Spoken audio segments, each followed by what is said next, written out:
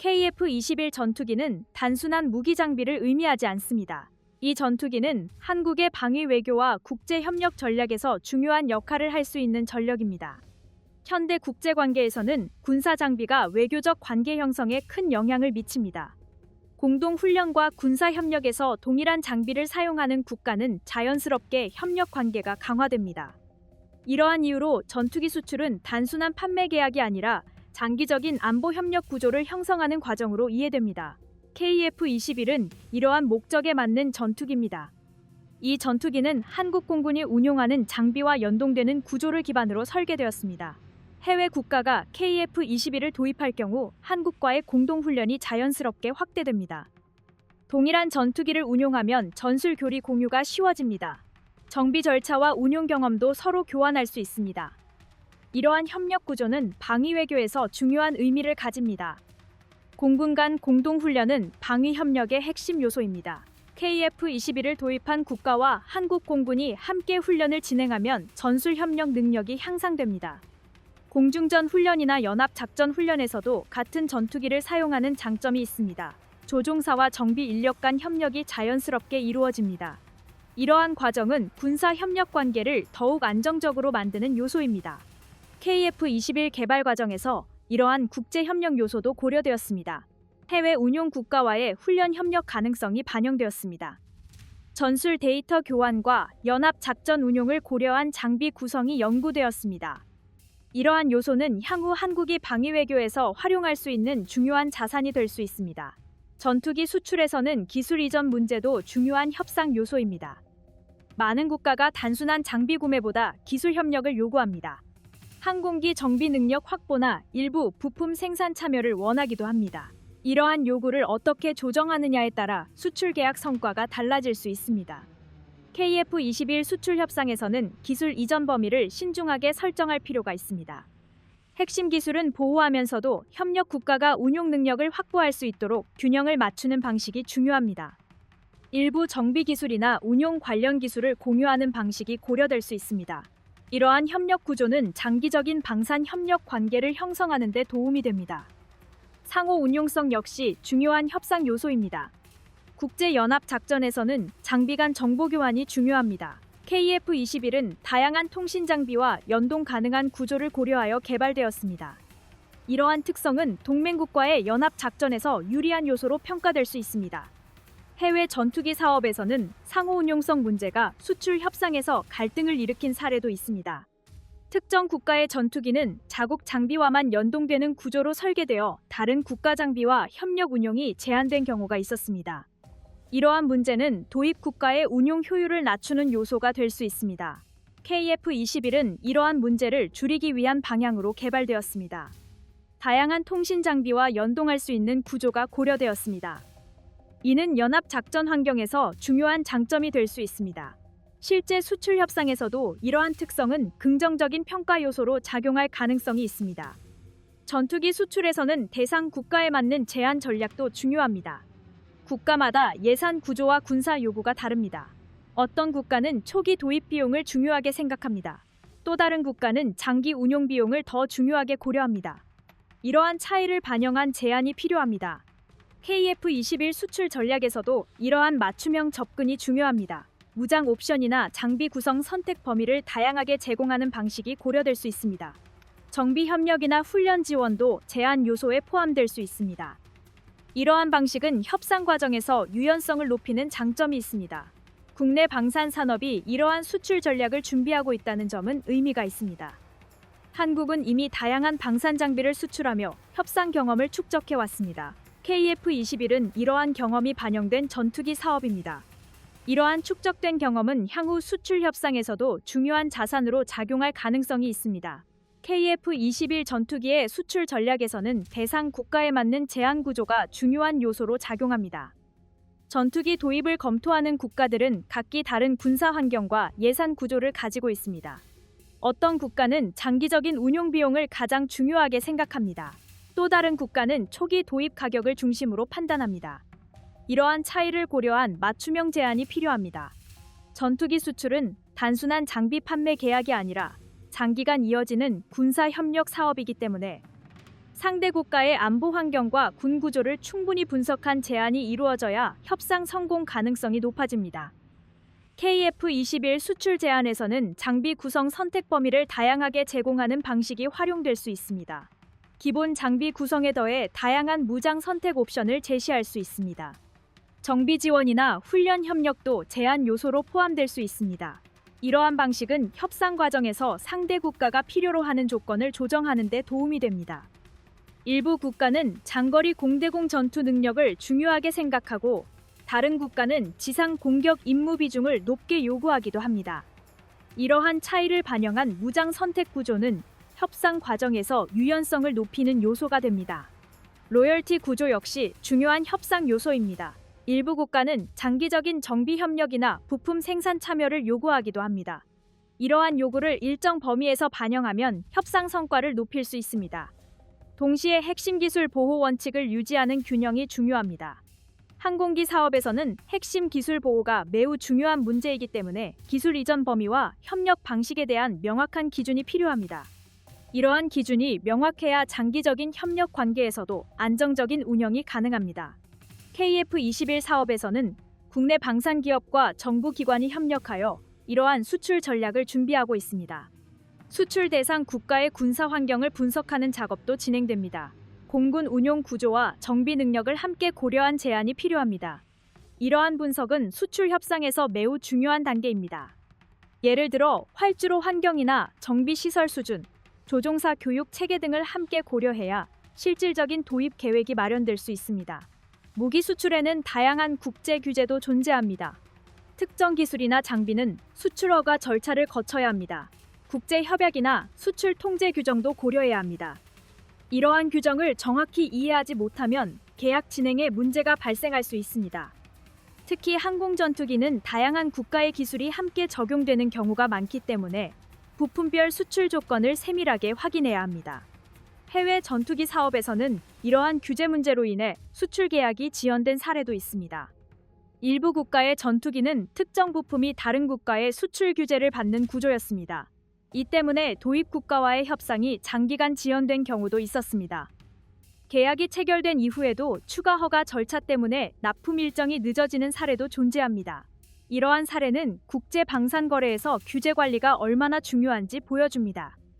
KF-21 수출 전략에서는 이러한 문제를 사전에 관리하는 접근이 필요합니다. 부품 공급 구조와 기술 이전 범위를 명확하게 설정해야 합니다. 수출 허가 절차와 관련된 법적 검토도 중요합니다. 이러한 준비가 충분히 이루어지면 협상 과정에서 발생할 수 있는 위험을 줄일 수 있습니다. 국내 방산 기업과 정부 기관이 함께 협력하여 이러한 규제 대응 능력을 강화하는 것도 중요한 과제입니다. 또한 국제 협력 관계도 중요한 요소입니다. 전투기 수출은 단순한 장비 판매로 끝나는 사업이 아닙니다. 장기적인 정비 협력과 부품 공급이 이어집니다. 조종사 훈련과 정비 교육도 지속적으로 진행됩니다. 이러한 협력 구조는 국가 간 군사 협력 관계를 강화하는 역할을 합니다. 특히 공군 간 훈련 협력은 방위 외교에서 중요한 의미를 가지며 장기적인 안보 협력 기반을 형성하는 요소가 됩니다. KF-21은 이러한 협력 구조를 형성할 수 있는 전투기입니다. 한국 공군이 운용하는 장비와 연계된 훈련 협력 구조가 형성될 수 있습니다. 공동 공중훈련이나 전술훈련에서도 협력이 가능해집니다. 이러한 협력은 방위 외교 측면에서도 중요한 의미를 가집니다. 동일한 전투기를 운용하는 국가 간에는 자연스럽게 전술 교리와 운용 경험이 공유되기 때문입니다. 한국형 6세대 전투기 구상에서 핵심적으로 논의되는 또 하나의 축은 공중 전장 통제 방식의 변화입니다. 기존 전투기 운용에서는 각 기체가 개별 임무에 집중하는 구조가 일반적이었습니다. 차세대 전투 환경에서는 다수의 유인기와 무인기가 동시에 작전에 투입되며 이들을 하나의 흐름으로 조율하는 능력이 전력의 핵심 요소로 작용합니다. 이 과정에서 한국형 6세대 전투기는 공중에서 지휘와 판단의 중심 역할을 수행하는 구성을 지향하고 있습니다. 이러한 개념이 현실적인 논의로 이어질 수 있는 배경에는 KF-21 운용 경험이 자리하고 있습니다. KF-21은 센서 정보 통합과 전술 정보 공유를 전제로 설계되었으며 이를 통해 조종사가 전장 전체를 파악하는 방식의 운용이 가능해졌습니다. 이 경험은 차세대 전투기에서 요구되는 공중 지휘 개념을 구체화하는 데 중요한 기준으로 작용하고 있습니다. 공중에서 상황을 읽고 임무를 분산하며 전력을 효율적으로 배치하는 구조가 자연스럽게 확장되고 있습니다. 저피탄 무인기와의 연계 운용은 이러한 공중 통제 개념의 핵심 요소로 자리 잡고 있습니다. 무인기는 단독 임무 수행보다는 유인 전투기의 판단을 보조하는 역할에 초점이 맞춰지고 있습니다.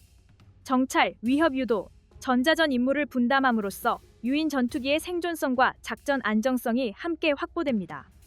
한국형 6세대 전투기 구상에서는 이러한 역할 분담이 명확하게 설정되고 있으며 조종사의 부담을 줄이는 방향으로 논의가 이어지고 있습니다. 통신 구성 역시 중요한 논의 대상입니다.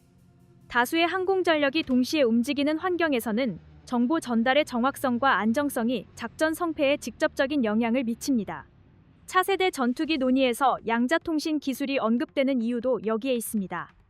현재 단계에서는 연구와 검토의 영역에 가깝지만 장기적인 관점에서 정보 보호와 통신 신뢰성을 강화할 수 있는 선택지로 평가받고 있습니다. KF-21 개발 과정에서 확보된 통신 구성 설계 경험은 이러한 연구를 이어가는데 실질적인 참고 자료로 활용되고 있습니다. AI 기술의 적용 방식도 점차 구체화되고 있습니다. AI는 조종사의 판단을 대신하는 역할보다는 전장 정보를 구조화하고 정리하는 기능에 중점을 두고 검토되고 있습니다. 공중에서 발생하는 수많은 신호와 정보를 실시간으로 분석해 조종사에게 전달하는 구조는 작전 효율을 크게 높일 수 있습니다. KF-21에서 축적된 데이터 처리 경험은 이러한 AI 운용 개념을 현실적인 수준으로 끌어올리는 기반으로 작용합니다. 해외 전투기 개발 사례를 보면 차세대 전투기 개발 과정에서 특정 기술에 대한 의존도가 지나치게 높아진 경우도 확인됩니다. 유지 비용 증가, 정비 복잡성 확대, 운용 유연성 저하와 같은 문제가 동시에 발생한 사례도 존재합니다. 이러한 사례는 한국형 6세대 전투기 구상에서 균형 잡힌 기술 적용을 중시하게 만드는 참고 자료로 활용되고 있습니다. 성능 향상과 운용 안정성을 동시에 고려하는 접근이 강조되고 있습니다. 국내 방산 산업의 구조 역시 이러한 구상을 뒷받침하고 있습니다. KF-21을 통해 대형 전투기 개발과 시험, 양산을 경험한 기업들이 이미 존재하며 중소기업까지 포함된 협력 구조도 점차 안정화되고 있습니다. 이는 차세대 전투기 논의가 단순한 개념 연구에 머무르지 않도록 만드는 요소입니다. 실제 제작과 정비, 운용을 고려한 현실적인 검토가 가능해졌다는 점은 중요한 강점으로 작용합니다. 공군의 운용 관점에서도 6세대 전투기는 단독 전력으로 모든 임무를 담당하는 방식으로 설정되지 않습니다. KF-21과 병행 운용을 전제로 임무 영역을 점진적으로 확대하는 구조가 검토되고 있습니다. 이 방식은 전력 공백을 줄이고 새로운 기술을 안정적으로 흡수할 수 있는 여건을 마련해 줍니다. 공군이 요구하는 실전 중심 전력과도 방향이 일치합니다. KF-21 전투기 개발 과정에서 한미 동맹의 성격은 복합적인 기술 협력 단계로 이동하고 있습니다. 이 변화는 특정 장비 하나를 도입했다는 차원이 아니라 전투기 개발과 운용 전반에 걸친 신뢰와 역할 분담의 재조정이라는 점에서 의미를 가집니다. KF-21은 한국이 독자적으로 주도한 전투기 사업이지만 동시에 미국과의 협력을 전제로 한 장비 통합과 공동 운용 환경을 염두에 두고 설계되었습니다. 대표적인 사례가 A사 레이더입니다. KF-21에 적용된 국산 A사 레이더는 국내 기술로 개발되었지만 미군 전력과의 연동을 고려한 데이터 처리 방식과 통신 규격을 충실히 반영하고 있습니다. 이는 레이더 성능 자체뿐 아니라 연합 작전 환경에서 정보를 어떻게 공유하고 활용할 것인가에 대한 이해가 선행되었음을 의미합니다. 단순히 탐지 거리를 늘리는 것이 목적이 아니라 연합 공중 작전에서 하나의 전력으로 기능할 수 있도록 구성된 점이 특징입니다. AIM-120 공대공 미사일 통합 과정 역시 중요한 사례입니다. AIM-120은 미국이 엄격하게 관리하는 핵심 무장 중 하나로 모든 전투기에 동일한 방식으로 통합되는 장비가 아닙니다. KF-21은 이 미사일을 안정적으로 운용하기 위해 항공전자 장비와 사격 통제 구성, 시험 평가 과정에서 미국과 긴밀한 협력을 진행했습니다. 이 과정은 단순 승인 절차가 아니라 한국이 미군 기준에 부합하는 시험과 검증 능력을 갖추고 있음을 입증하는 단계였습니다. 이러한 협력 구조는 동맹의 신뢰도를 수치로 보여주는 지표에 가깝습니다. 미국은 핵심 무장을 아무 전투기에나 통합하도록 허용하지 않습니다. 그럼에도 KF-21이 이 과정을 통과했다는 점은 한국의 개발 능력과 운용 체계가 일정 수준 이상에 도달했음을 의미합니다. 이는 과도한 표현이 아니라 실제 절차와 기준을 감안했을 때 충분히 평가 가능한 부분입니다.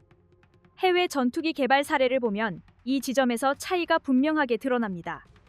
일부 국가들은 최신 전투기 개발을 추진하면서 미국 또는 유럽 장비 통합에 어려움을 겪었습니다. 시험 기준을 충족하지 못하거나 항공전자 구성의 안정성이 부족해 핵심 무장 통합이 지연된 사례도 적지 않습니다. 이로 인해 기체는 완성되었지만 실질적인 전투 능력 확보가 늦어지거나 제한되는 상황이 발생했습니다. KF-21은 이러한 시행착오를 반복하지 않기 위해 초기 설계 단계부터 미국과의 연합 운용 환경을 고려했습니다. 미군이 사용하는 통신 방식, 데이터 링크 운용 개념, 공중 통제 절차가 설계에 반영되었고, 이는 이후 장비 통합 과정에서 불필요한 마찰을 줄이는 역할을 했습니다. 결과적으로 KF-21은 독자 개발 전투기이면서도 동맹 전력과의 결합을 자연스럽게 전제로 한 기체로 자리 잡고 있습니다. 이 점은 한미 동맹의 성격 변화와도 맞닿아 있습니다. 과거에는 일방적인 기술 이전이나 장비 도입 중심이었다면 KF-21을 계기로 한국은 공동 작전 환경을 함께 설계하고 조정하는 위치로 이동하고 있습니다. 이는 동맹 내부에서 역할이 보다 입체적으로 바뀌고 있다는 신호로 해석할 수 있습니다. 사우디 국방차관이 한국의 주요 방산 시설을 방문해 협력 방안을 논의했다는 보도는 외교 일정 이상의 함의를 담고 있습니다. 특히 보도 과정에서 KF-21 생산 시설을 둘러봤다는 간접적인 언급이 포함되었다는 점은 사우디 측의 관심이 단순 구매 수준에 머물지 않고 있음을 시사합니다. 방산 협력에서 시설 시찰은 장비 성능 설명보다 더 많은 정보를 담고 있으며 실제 생산 능력과 품질 관리, 장기 공급 가능성을 직접 확인하려는 의도가 반영됩니다. 사우디는 방산 분야에서 매우 신중한 선택을 해온 국가로 평가받습니다. 단기 성능이나 홍보 자료만으로 결정을 내리기보다는 생산 체계와 기술 축적 수준, 협력국의 산업 기반까지 종합적으로 검토하는 경향이 강합니다. 이런 국가의 고위 국방 인사가 한국 방산 시설을 직접 방문했다는 사실 자체가 한국 방산 산업의 신뢰도를 보여주는 사례로 해석할 수 있습니다. KF-21 생산 시설은 그 자체로 상징성이 큽니다. 전투기 개발국이라 하더라도 실제 양산 시설과 품질 관리 체계를 외부에 공개하는 경우는 많지 않습니다. 그럼에도 한국은 KF-21 생산 과정과 시험 절차, 협력 기업 구성까지 비교적 투명하게 보여줄 수 있는 단계에 도달했습니다. 이는 단순히 기체가 완성되었기 때문이 아니라 생산 전반을 안정적으로 통제할 수 있다는 자신감이 전제되어야 가능한 선택입니다. 사우디 입장에서 KF-21은 하나의 전투기 후보일 뿐만 아니라 장기적인 방산 협력 모델로 검토할 수 있는 대상입니다. 현지 정비와 부품 공급, 향후 개량 가능성, 기술 협력 범위까지 함께 살펴볼 수 있기 때문입니다. 특히 KF-21은 특정 국가의 정치적 승인에 과도하게 얽매이지 않는 구성으로 알려져 있어 중동 국가들이 중요하게 여기는 운용 자율성 측면에서도 매력적인 선택지로 평가받고 있습니다. 해외 전투기 사례를 보면 초기 도입 과정에서는 화려한 성능 홍보가 강조되었지만 실제 운용 단계에서 문제가 드러난 경우도 적지 않습니다. 일부 전투기는 도입 이후 부품 공급이 지연되거나 개량 일정이 제작국의 사정에 따라 좌우되면서 전력 운용에 차질을 빚었습니다. 특히 중동 지역처럼 고온 환경과 높은 출격률을 요구하는 조건에서는 정비 체계의 안정성이 성능 못지않게 중요한 요소로 작용합니다. KF-21은 이러한 현실을 비교적 충실하게 반영해 개발된 전투기입니다. 기체 접근성과 정비 편의성, 구성 요소 교체 주기까지 고려된 설계는 장기간 운용을 전제로 한 국가들에게 분명한 장점으로 다가옵니다. 사우디 국방차관이 생산 시설을 둘러본 이유도 이러한 요소를 직접 확인하기 위한 과정으로 해석할 수 있습니다. 이번 방문은 한국 방산 산업이 더 이상 설명만으로 신뢰를 얻는 단계에 있지 않다는 점을 보여줍니다. 실제 현장을 공개하고 생산 능력을 검증받을 수 있는 위치에 도달했다는 사실은 KF-21이 단순한 국내 전력 강화 사업을 넘어 국제 협력의 중심에 설 수 있는 장비로 성장했음을 의미합니다. 사우디가 KF-21 생산 시설을 관심 있게 살펴본 배경에는 최근 방산 시장의 변화가 자리하고 있습니다. 중동 국가들은 단순히 최신 무기를 도입하는 것을 목표로 삼기보다 장기적으로 자국 방산 역량을 어떻게 확장할 수 있는지를 중요하게 보고 있습니다. 이 과정에서 협력 상대국의 기술 태도와 산업 구조는 매우 중요한 판단 기준으로 작용합니다. KF-21은 이 지점에서 비교적 균형 잡힌 사례로 평가받고 있습니다. 모든 기술을 독점적으로 통제하려는 방식이 아니라 협력 가능 영역과 통제 영역을 구분해 설계된 장비이기 때문입니다. 이는 구매국 입장에서 단순 소비자가 아닌 파트너로 참여할 여지를 남깁니다. 사우디가 생산 시설을 직접 확인했다는 점은 이러한 협력 가능성을 실제로 검토하고 있음을 보여주는 대목입니다. 해외 전투기 가운데는 도입 당시 약속된 기술 협력이나 현지 참여가 충분히 이행되지 않아 불만이 제기된 사례도 있습니다. 일부 국가는 전투기를 도입한 이후에도 핵심 정비와 개량 권한이 제작국에 묶여 있어 운용 비용이 예상보다 크게 증가했습니다. 이로 인해 추가 도입이나 개량 계획이 지연되거나 축소되는 경우도 발생했습니다. KF-21은 이런 문제를 비교적 현실적으로 피하려는 접근을 취하고 있습니다. 기본적인 운용과 정비, 일정 수준의 개량이 가능하도록 구성되어 있어 구매국이 장비를 실제 자산으로 활용할 수 있는 여지가 큽니다. 이는 단순히 기술 이전을 많이 해주겠다는 약속과는 다른 차원의 신뢰를 의미합니다. 사우디는 이미 여러 해외 전투기를 운용하며 이러한 경험을 축적해온 국가입니다. 그렇기 때문에 새로운 협력 대상을 선택할 때는 겉으로 드러난 성능보다 장기 운용 과정에서 발생할 수 있는 제약과 비용 구조를 더 면밀히 살펴봅니다. KF-21 생산시설 시찰은 이런 관점에서 이해할 수 있습니다. 한국 방산산업 입장에서 이번 방문은 조심스럽지만 분명한 자신감을 가질 수 있는 사례입니다. 사우디와 같은 국가가 단순 회담을 넘어 실제 현장을 확인하고 협력을 논의했다는 사실은 한국이 방산 파트너로서 신뢰 가능한 위치에 올라섰음을 보여줍니다. 이는 단기간에 만들어진 평가가 아니라 KF-21 개발 과정에서 축적된 기술력과 생산 경험이 자연스럽게 이어진 결과로 볼 수 있습니다. KF-21은 아직 수출 계약이 확정된 장비는 아니지만 이미 국제 방산 시장에서 실질적인 검토 대상이 되고 있습니다. 생산 시설이 외국 고위 국방 관계자의 방문 코스에 포함되었다는 점은 이 전투기가 단순한 시제품 단계를 벗어나 현실적인 선택지로 인식되고 있음을 의미합니다. 이 흐름은 한국 방산 산업이 세계 시장에서 어떤 위치에 서 있는지를 보여주는 하나의 장면으로 남게 됩니다.